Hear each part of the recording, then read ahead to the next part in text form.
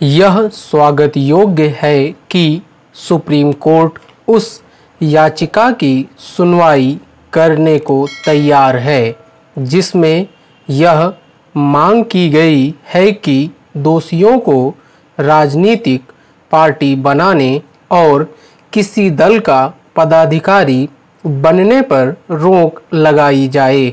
हालांकि supreme court ने इस याचिका को शीघ्र सुनने की आवश्यकता नहीं समझी, लेकिन यह आशा की जाती है कि वह उस पर गंभीरता से विचार करने के साथ ही ऐसा कुछ करेगा जिससे किसी आपराधिक मामले में सजा पाए नेता किसी दल में पद न धारण कर सके और न ही अपना राजनीतिक दल बनाने पाए।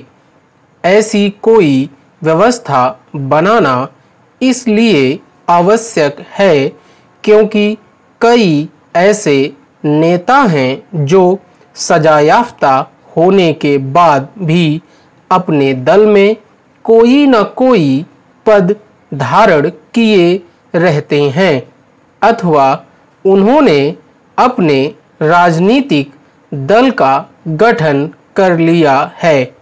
यह और कुछ नहीं सजायाफ्ता नेताओं की ओर से पर्दे के पीछे से की जाने वाली राजनीति है। उनकी यह सक्रियता राजनीति के अपराधीकरण को रोकने के प्रयासों पर पानी फेरने का ही काम करती है। यह सही है कि ऐसे नेता चुनाव नहीं लड़ सकते, लेकिन वे राजनीति में सक्रिय रहकर उसे प्रभावित करने का काम तो करते ही हैं। ऐसे नेता कई बार दल विशेष के कर्ता धर्ता बनकर उसकी रीति नीति तय करने का भी काम करते हैं।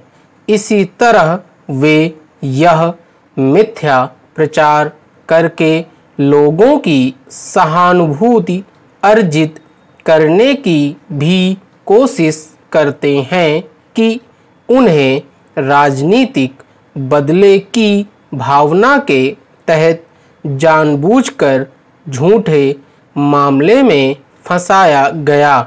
सजायाफ्ता नेता ऐसे कुतर्क भी खूब देते हैं कि सबसे बड़ी अदालत जनता है। कई बार वे अदालतों के फैसले को सरकार का फैसला करार देकर भी लोगों को गुमराह करने का काम करते हैं। राहुल गांधी इन दिनों यही कर रहे हैं।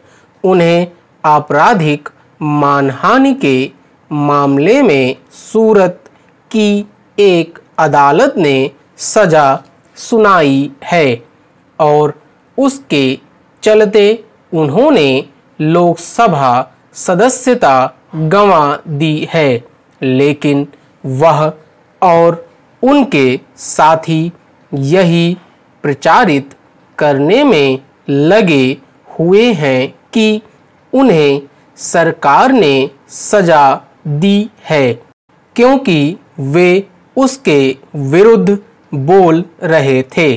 स्पष्ट है कि वह पीड़ित होने का दिखावा इसीलिए कर रहे हैं क्योंकि यह जान रहे हैं कि सांसद न रहते हुए भी कांग्रेस की राजनीति उनके ही इर्द गिर्द घूमती रहेगी और उन्हें कुछ हमदर्दी हासिल हो जाएगी। कायदे से सजायाफ्ता नेताओं को राजनीति से दूर करने का काम राजनीतिक दलों को ही करना चाहिए, लेकिन वे ना तो इसके लिए तैयार हैं और न ही चुनाव आयोग के उस प्रस्ताव को स्वीकार कर रहे हैं।